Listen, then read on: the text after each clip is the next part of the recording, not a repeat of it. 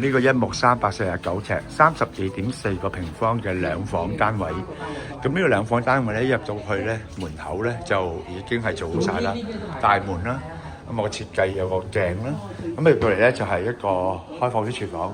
咁特別之處咧就明火設計嘅，咁嚟講咧合乎消防條例嘅嚇。呢度開放式廚房合乎消防條例啊。咁嚟講咧就係因為佢要用嘅物料咧係防火物料，所以嚟講咧就合乎條例。咁嚟講咧就樓底咧就好高特高啊，咁啊上面亦都整嗰啲收納嘅空間啦。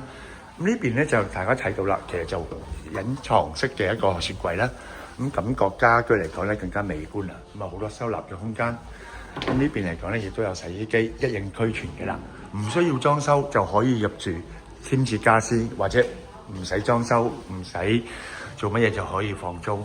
咁嚟講咧，見到嘅門框咧就係用翻鋁質嘅，咁啊唔會話耐咗而霉啊或者脹啊嗰啲啦。咁呢度咧有膠邊，咁令到咧成個門咧閂咗之後咧，咁啊嘅隔音啊嘅效果咧更加好嘅。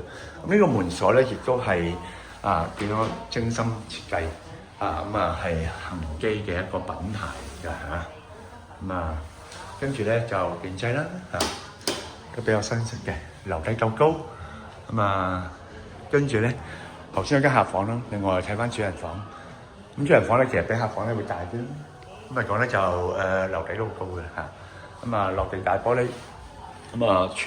洗手間嘅位置啦。咁洗手間大家見到啦，其實都係裝設都係時尚啦，浴室寶一應俱全嘅啦，一啲收納空間都有齊晒。如果對大家有單位有興趣，可以聯絡翻我哋浙高物業。咁呢個咧就係開咗之後咧，即係會通風嘅，閂咗之後咧亦都會有通風嘅效果。1/3露台啦，有單位再睇翻兩房一木。1、2期嘅格局應該都係差唔多，不過可能廚櫃咧就可能會有得選擇。